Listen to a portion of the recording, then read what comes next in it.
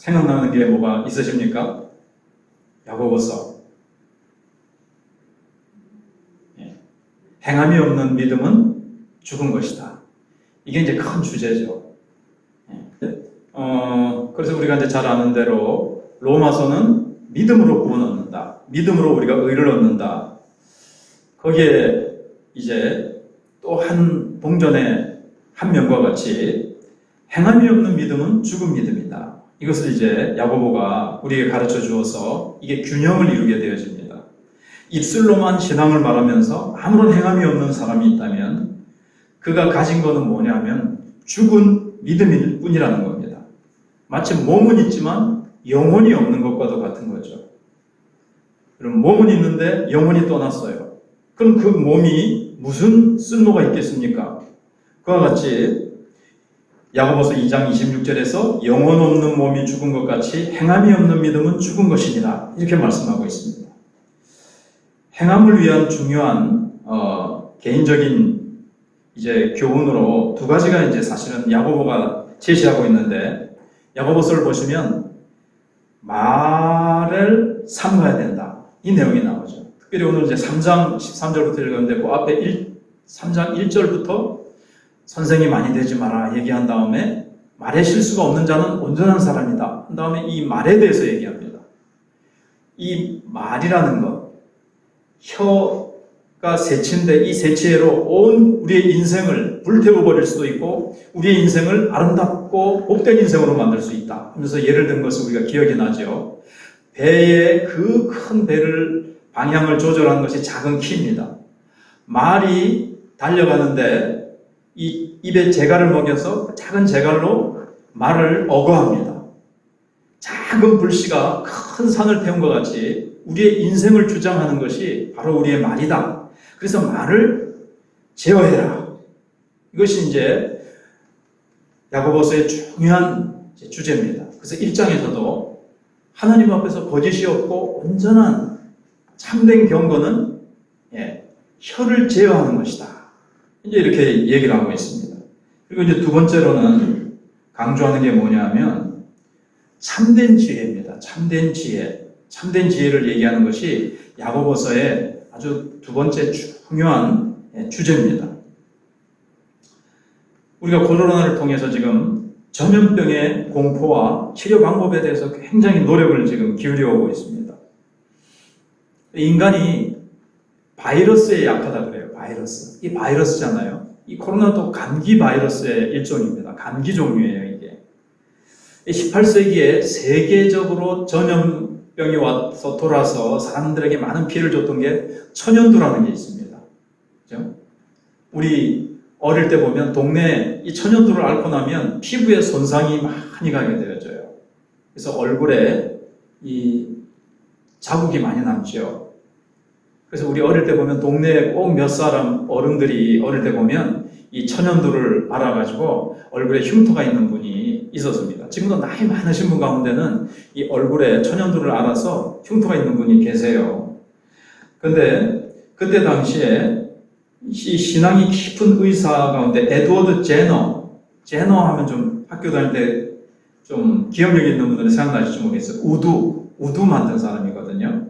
근데 이제 이 스승이 존 헌터라는 사람이에요. 근데 이 에드워드 제너에게 이 스승이 기대를 가지고 있었어요. 이 천연두를 낫게 해줄 약을 자네가 좀 만들어줬으면 좋겠다라고 이제 이렇게 기대를 걸고 있는데 이 제너는 계속 생각만 하는 거예요. 어떻게 하면 만들 수 있을까? 머릿속에서 생각만 하고 있으니까 자네는 왜 생각만 하고 있는가?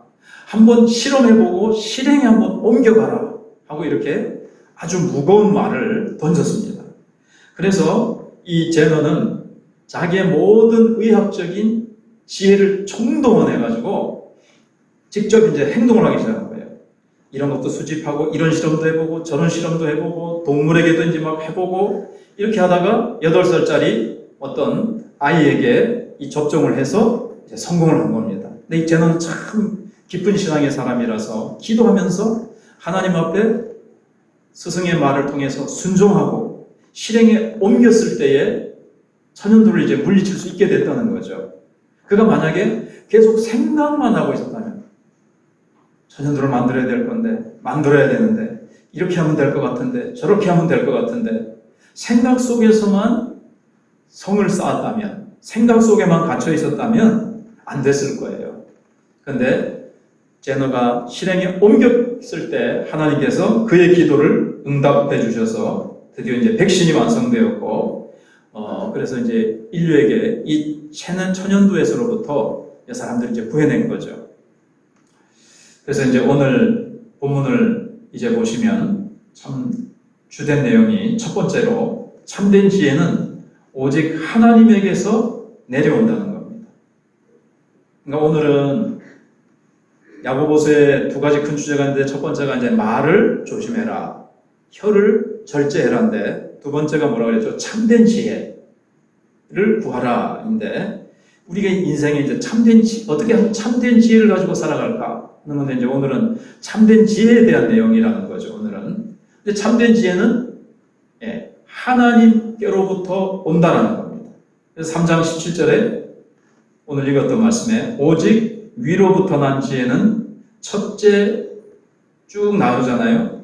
위로부터 난 지혜 그랬습니다. 참된 지혜는 어디로부터 온다고요? 위로부터, 즉 하나님께로부터 온다는 거예요. 우리 속에 있는 게 아니에요. 바깥으로부터 오는데 바로 하나님께로부터 온다는 겁니다. 지혜 그러면 뭐가 떠오릅니까? 사람들은 지식하고도 많이 이제 혼돈을 하지만 지혜 그러면 사실 지혜는 눈에 보이는 어떤 형상이 아닙니다. 그러다 보니까 입으로만 가지고 이제 사람들이 많이 떠들죠. 지금 대선 주자도 그렇고 뭐 유튜브에 보면 이 사람 저 사람 이런 방송 저런 방송에서 말로 뭐 얼마나 많이 떠드는지 몰라요. 자기가 모든 거 다 알고 있는 것처럼 자랑하고 떠듭니다.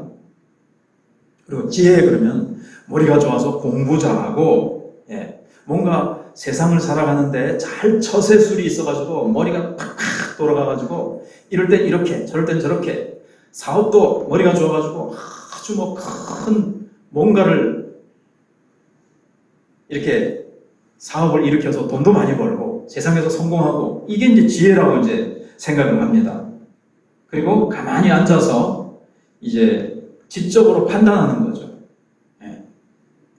그래서 공자가 무슨 말을 했고 어떤 철학자가 이런 말을 했고 소크라테스가 이런 말을 했고 그래서 막 그런 뛰어난 현인들이 했던 말들을 막 인용해가지고 막 이렇게 제시를 하면 야, 그 사람 박사네 박사 도사다.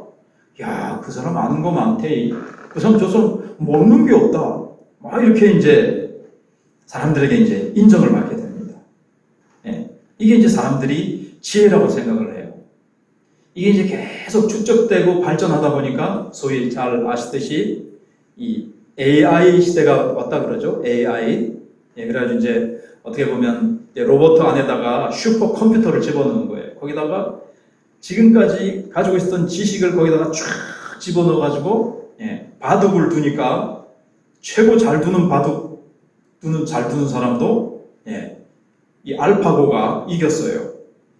그래서 우리가 몇 번 생각을 하고 다 아시다시피 앞으로 법정에 가서 재판관이 재판하는 것이 아니라 이 AI 로봇한테 이제 컴퓨터한테 물어보는 거예요. 그러면은 인간이 한 달 동안 조사할 걸 갖다가 뭐 예를 들면 30분이면 쫙 지구 역사상 지금까지 있었던 판례 재판했던 것이 그 안에 다 들어있기 때문에 그걸 슈퍼컴퓨터가 픽 돌려가지고 탁 판결을 내놔요. 병원에 가도 이제 AI 로봇가 앉아서 탁 진단을 합니다. 수술도 AI가 합니다. 학교에서 AI가 아이들을 가르칩니다. 척척척 앞에 화면이 있어가지고요. 모든 지식을 화면으로 착착착 지도면 지도.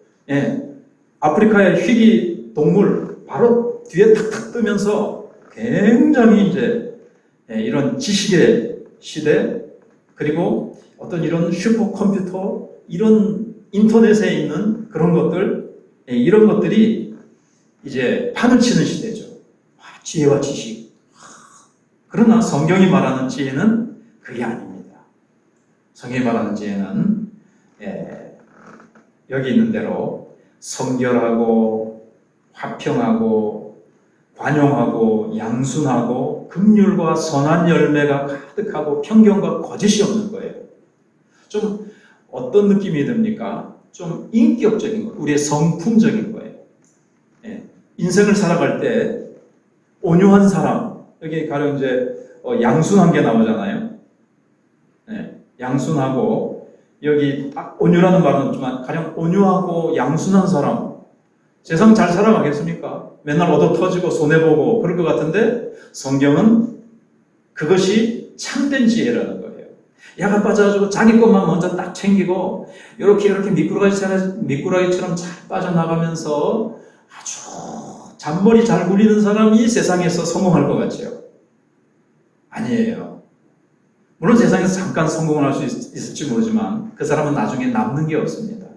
참된 또 여기에 나오는 이 덕목들은요, 산상수훈의 팔복과 거의 비슷해요.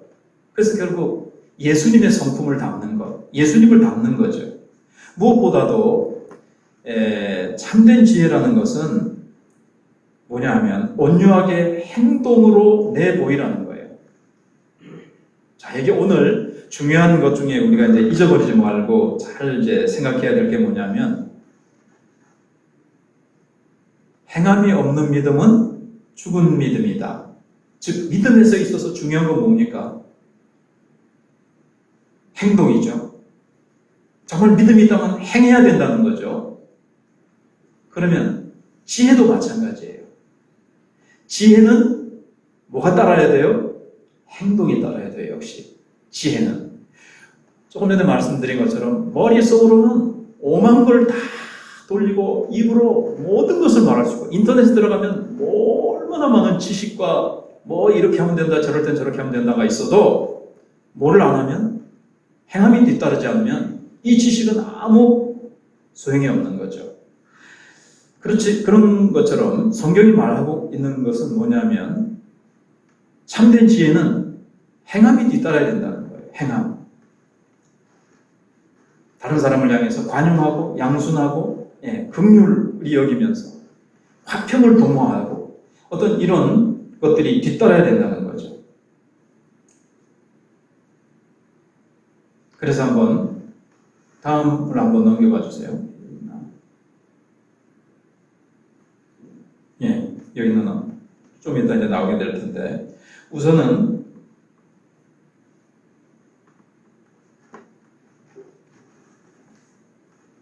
성경을 보면서 하시면요, 그럼 이제 위로부터 난 지혜는 이런데 14절 보시면, 성경을 펴놓고 보시면, 너희 마음속에 독한 시기와 다툼이 있으면 자랑하지 말라. 죄송합니다. 이 13절에 있는데 제가 오늘 혼돈이 왔네요. 13절을 다시 한번 성경에 잘 보세요. 너희 중에 지혜와 총명이 있는 자, 이 지혜와 총명을 묶어놨어요. 참된 지혜, 참된 총명, 이건 굉장히 깊이 연관이 있는 거예요. 지혜와 총명. 저 사람 총기 있네, 그 말 하잖아요. 정말 성경이 말하는 참된 지혜와 총기 있는 사람이 누구냐? 그는 선행으로 말미암아 지혜 온유함으로 그 무엇을 보일지니라? 행함을 보일지니라. 그 행함도 어떠해요? 온유함으로, 지혜의 온유함으로. 거칠면 안 돼요. 거칠고 그냥 난폭하고 다른 사람을 억압하고 공격하고 상처를 주는 것이 아니라 지혜의 온유함으로. 예수님의 첫 번째 특성이 뭐예요? 나는 마음이 온유하고 겸손하니에요. 온유와 겸손을 말하는 거예요. 결국 13절은 그 온유와 겸손으로 행함을 보여야 된다는 거예요. 참된 지혜를 가지고 있는 사람은요, 행함으로 나타날 수밖에 없고, 행함으로 정말 보여야 그것이 참된 지혜지, 정말 행해야 참된 지혜지. 아까 말씀드린 에드워드 제너라는 사람이 천연두를 만드는데 머릿속으로만 생각해가지고는 한 사람도 못 고쳐요. 근데 그가 행했을 때에 많은 사람들을 천연두에서 건져내는 백신을 만들어낸 것과 같이 참된 지혜를 가지고 있습니까? 그럼 그 사람은 행함을 가지고 그 참된 지혜를 보여야 된다는 거죠.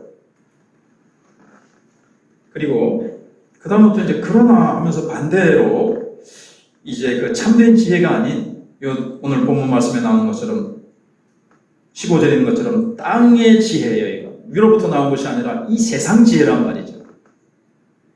이기적인 인간, 타락한 이 마음속에 더러운 죄악으로 가득 찬 인간이 만들어낸 지혜, 위로부터 내려온 것이 아니고 땅의 것이고 정욕적인 것이고 귀신의 것이다. 마귀적인 지혜가 있어요. 그것은 어떻다 그랬습니까? 14절에 너희 마음속에 독한 시기와 다툼이 있으면 자랑하지 말라. 진리를 거슬러 거짓말하지 말라 그랬습니다. 여기 세상적인 지혜, 인간적인 지혜의 특징은요, 독한 시기와 다툼입니다. 시기심. 또 다른 말로 하면 라이벌 의식이고 경쟁심입니다. 제자들에게도 있었어요. 누가 크냐? 그죠? 제자들에게도 있었어요. 제자들이 만약에 이것이 없었으면 어떻게 될까요? 예수님 가시고 나서도 예루살렘 교회에서 누가 크냐? 그러면 맨날 누가 회장할 거냐? 이거 가지고 서로 지금 대선 주자들 서로 대통령 하려고 싸우고 요거는 조금 민주주의라서 좀 다를지 모르지만 이게 참 경쟁심. 제가 다음에 세월이 좀 흐르면 구체적으로 얘기는 하겠지만 대충 얘기를 해보면요. 각 교회나 제가 교회에 있어 보면요. 가장 이게 마귀적이라는 것은요. 마귀가 귀신이 들린 사람이 우리 교회에 있어가지고 막 방해한다는 뜻이 아니고요. 경쟁심이 있고 라이벌 의식이 있으면 그리고 막 이렇게 마음속에 막 다투는 이런 마음이 있으면 마귀에게 유익을 주는 거예요. 마귀가 일하기 좋은 환경을 만들어주는 거예요. 네. 하나님께서 일하시기 좋도록 하려면 어떻게 됩니까? 교회가 하나 되고 화평하고 서로 용서하고 서로 섬기고 사랑하고 이렇게 해야 되는데 이게 교회가 경쟁심과 시기심과 다툼이 있다면 어떻게 되겠습니까? 소위 콩가루 집안처럼 돼가지고 이게 하나로 탁 성령 안에서 그리스도의 군사로 힘있는 교회로 세워지지 않으니까 주님 앞에 귀하게 능력있게 쓰임받을 수 없지요. 원래 마귀가 하는 게 뭡니까? 마귀라는 말이 원래 이렇게 나누는 자라는 거거든요. 자꾸 그래서 마귀가 송사하는 자, 하나님과 우리 사이를 자꾸 이렇게 분리시켜요. 분리시키는 자라는 뜻이거든요. 그럼 이제 경쟁심이 있으면 자꾸 이제 마음이 분리되겠죠. 내가 니보다 낫지. 아니야, 내가 니보다 낫지. 베드로하고 야고보하고 요한하고 그러고 맨날 그러면 제가 교회 안에서 목회를 우리 교회에서 한 23년 했습니다. 가장 큰 교회를 방해하는 요소가 이 말씀을 묵상하면서 곰곰이 생각을 해보니까 역시 그거였어요. 가장 큰 거는 경쟁심이었고 시기심이었습니다. 여러분 얼른 납득이 안 되실 수가 있어서 그거는 다음에 한번 기회가 될 때 한번 말씀을 드리고 아무튼 시기심과 다툼 이것이 참 무섭다는 거. 세상을 한번 보세요. 시기심, 경쟁심 얼마나 경쟁하고 다투고 이런 것들이 가득합니까? 그래서 우리가 이 악한 것들 그리고 이제 여기 보시면 자랑하지 말라, 진리를 거스러 거짓말하지 말라 이렇게 되어 있는데 여러분 아나니아와 삽비라가 생각이 나십니까? 그 전에 아나니아와 삽비라 사건은 어떻게 일어나게 됐죠? 먼저 바나바라는 귀한 이렇게 믿음의 사람이 자기 땅을 이제 팔아가지고 교회에 헌납을 했어요. 그러니까 사람들이 굉장히 이제 막 존경하고 칭찬이 자자했습니다. 근데 아나니아와 삽비라는 초신자인 것 같은데, 야 저렇게 자기 땅을 다 주님을 위해서, 복음을 위해서, 가난하고 어려운 성도들을 위해서 이렇게 헌신하는 것을 보면서 사람들이 막 칭찬을 하고 사도들도 바나바를 칭찬하고 하는 것을 보면서 자기도 그런 어떤 명예, 좀 순수하지 못한 것 같아요. 그러니까 여기도 보니까 성결하다는 게 있죠. 이게 순수하다는 거거든요. 순수하지 못한 마음으로 우리도 교회에서 한번 인기를 얻어보고 우리도 한번 떠보자.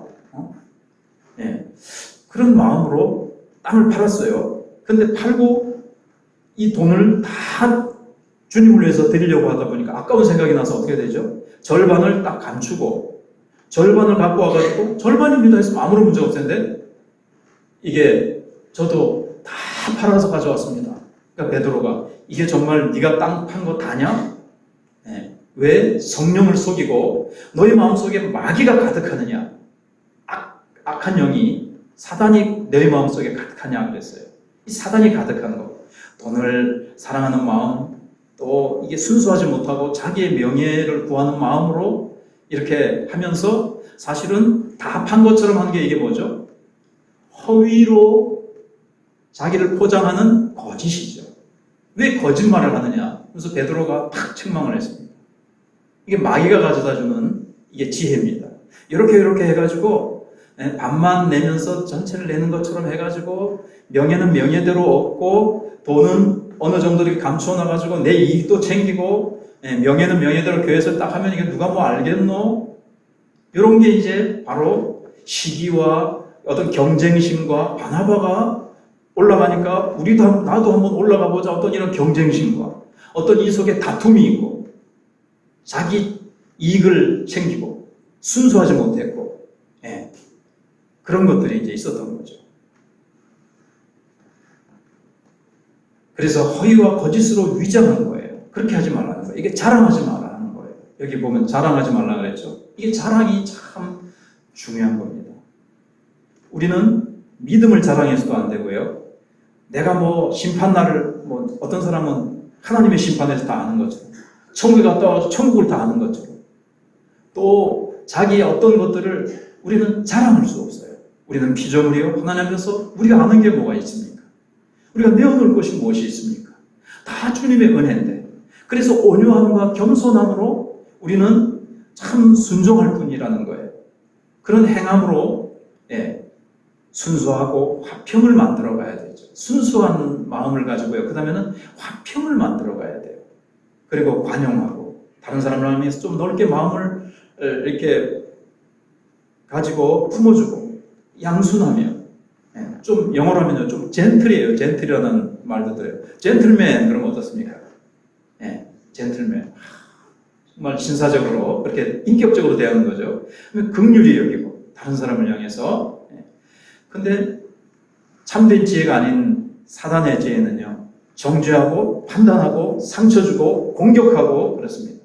아주 자기가 하나님 재판관인 하나님인 것처럼 탁탁탁 판단하고 정죄하고 그러죠. 근데 우리는 연약하니까 우리의 부족함을 알고 그 다음에 이제 선한 그렇다고 해서 뭐 잘못한 것도 막 그냥 다 덮어주고 그냥 넘어가자는 것은 아니에요. 근데 이제 선한 열매가 가득하고 참된 지혜를 가지고 위로부터 난 지혜를 가지고 있으면 그렇게 돼요. 그 다음에 편견을 가지고 있지 않습니다. 그 다음에 거짓이 없고요. 이거 하나하나 다 설명하면 오늘 또 전체 주제를 못하니까 그렇습니다. 베드로도 보세요. 베드로가 예수님이 십자가를 지신다 그럴 때 베드로가 어떻게 했죠? 그리 마없어서 그럴 때 예수님께서 사탄아 물러가라. 네가 하나님의 일을 생각하지 않고 사람의 일을 생각합니다. 베드로가 가지고 있었던 그 당시에 탁 베드로를 붙들었던 지혜는 어떤 지혜입니까? 마귀적인 지혜죠.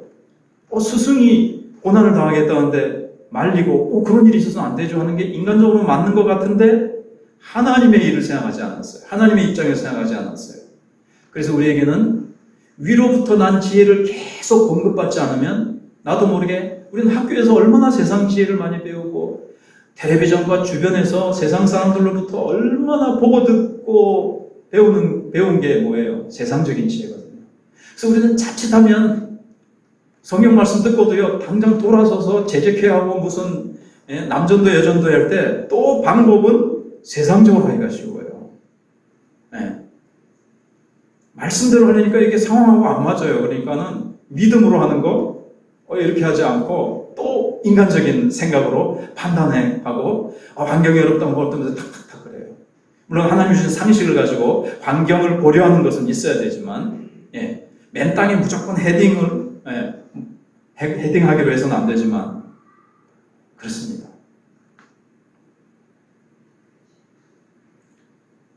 그래서 베드로의 그 이제 땅에서 난 지혜고 이게 땅의 것이라는 거죠. 세상의 지혜는 바리새인과 서기관들도 보십시오. 얼마나 위선으로 가득 찼습니까?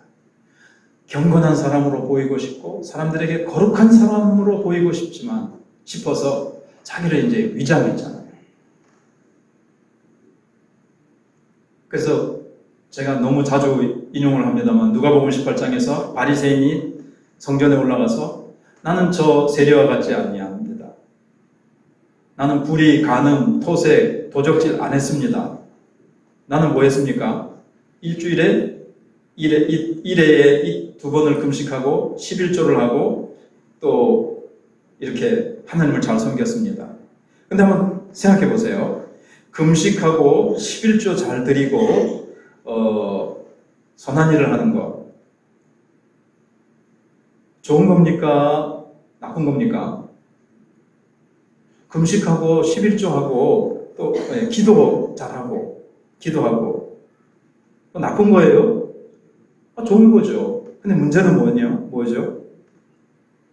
그걸 가지고 그걸 가지고 자기가 잘한 걸 가지고 다른 사람을 정죄하고 비교해가지고 거기 보면은 예수님이 뭐라고 하시죠? 뒤에 자기를 높이는 자는 그랬어요. 이게 결국 오늘 보면 하면 자랑이에요. 나는 저 세리와 같이 아니하고 기도만 잘하고 금식 잘하고 11조 잘하고 자기를 높였단 말이에요. 자기를 자랑하는 거예요. 자기가 신앙생활을 한 거 가지고 자랑하면 그거 자랑하지 말라는 거죠. 그게 다 경쟁심과 시기와 뭔가 이런 것들은 땅의 지혜요, 마귀적인 지혜요, 이것이 하나님의 영광을 드러내지 못한다는 거죠. 그러면 이제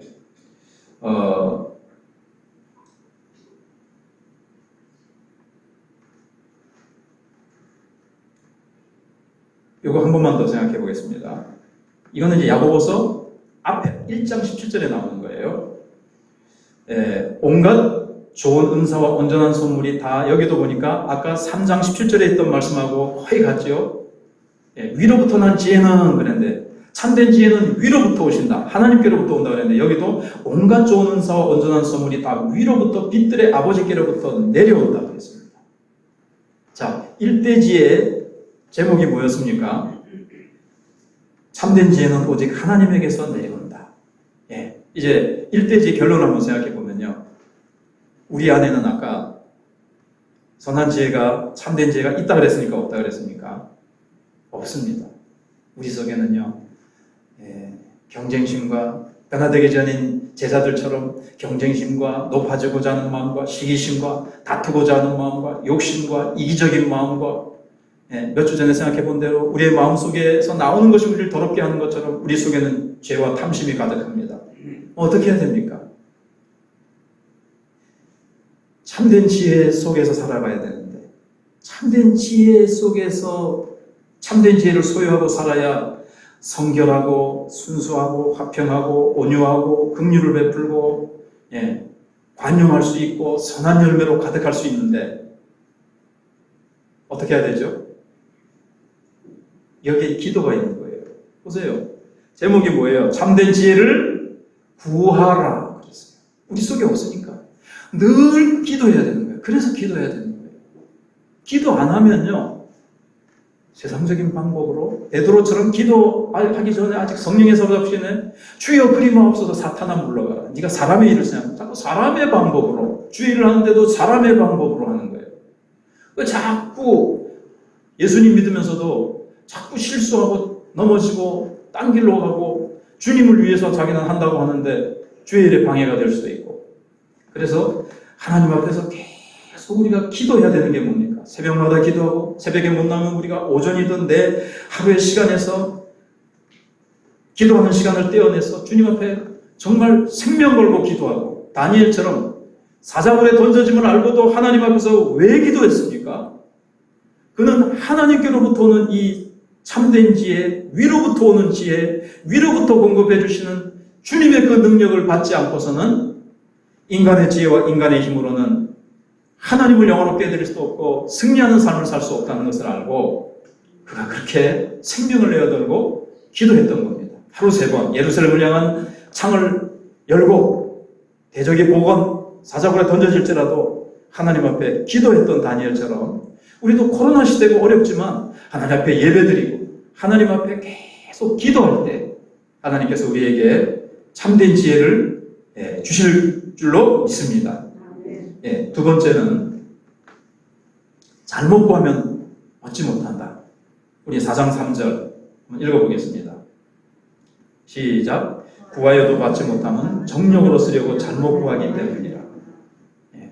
근데 이제 기도해야 되는데 기도해도 응답이 안 되는 경우가 있어요. 정욕으로 쓰려고 잘못 구하는 거예요. 그 앞에는 우리가 받지 못하면 구하지 않기 때문이라고 그랬는데 기도하지 않는 사람이 기도하지 않기 때문에 못 받기도 하지만 열심히 기도해도 잘못 구하면 받지 못해요.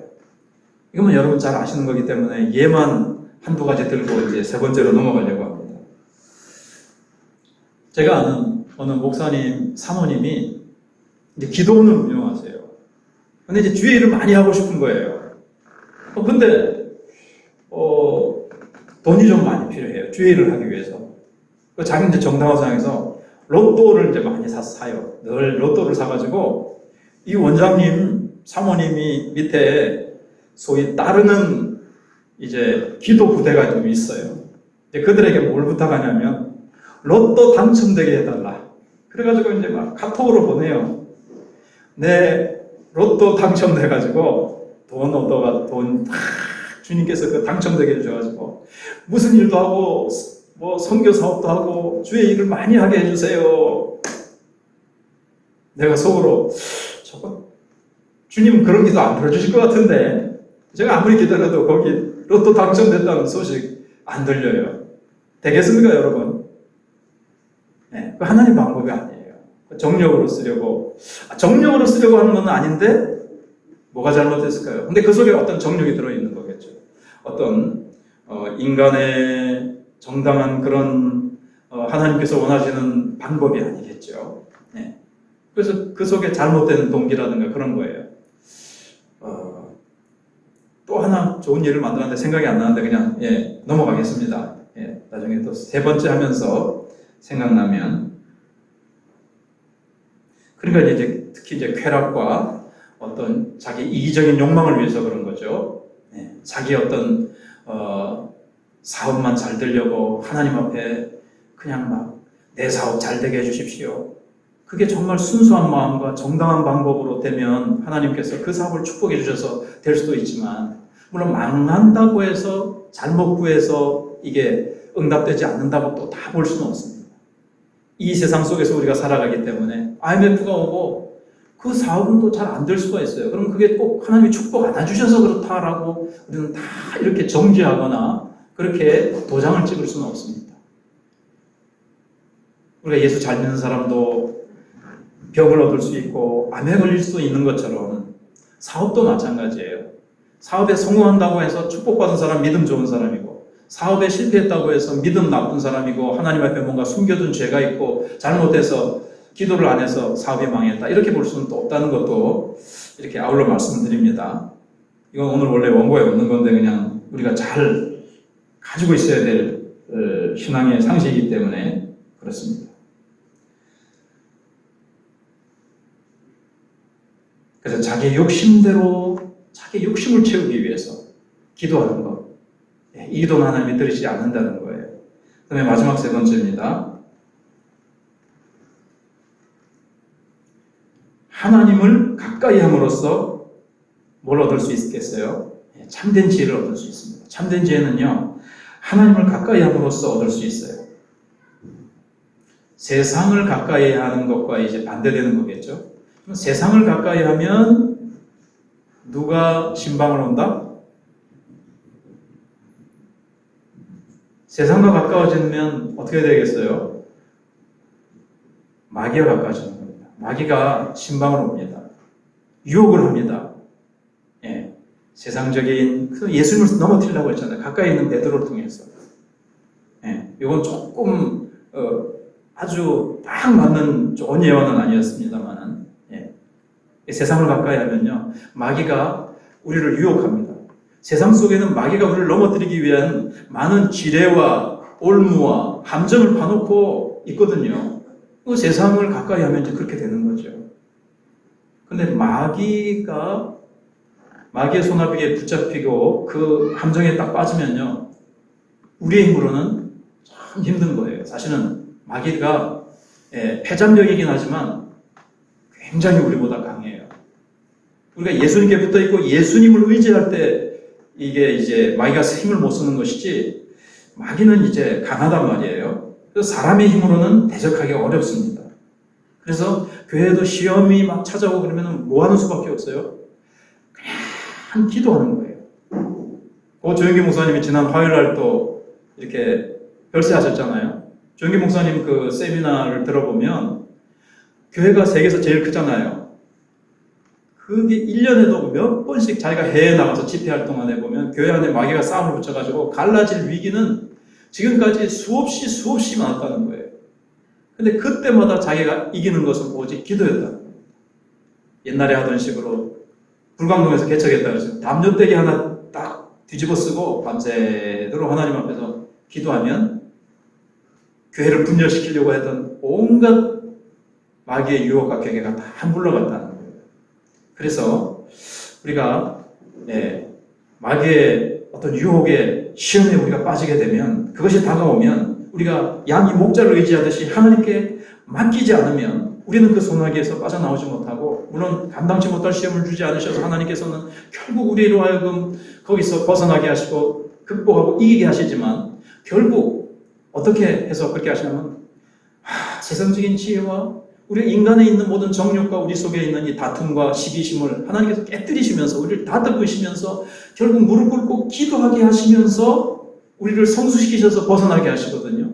그러니까 우리가 세상을 처음부터 가까이 하지 말고, 혹시 마귀의 유혹에 나도 모르게 연약해서 넘어지고 올무에 빠졌다면 우리가 하나님 앞에 엎드려서 주님께 그 문제를 맡기고 기도할 때 하나님을 그러니까 가까이 해야 되는 거죠. 그래서 하나님께 가까이 할 때 어떻게 됩니까? 하나님을 가까이 하라. 그리하면 너희를 가까이 하시리라 그랬습니다.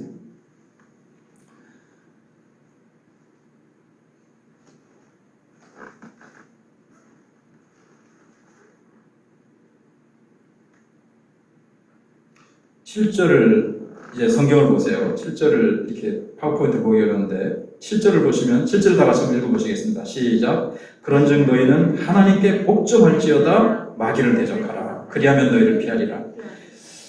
그래서 여기 이제 마귀를 대적하는 방법을 한 가지 더 말씀을 드리면, 하나님께 복종하는 겁니다.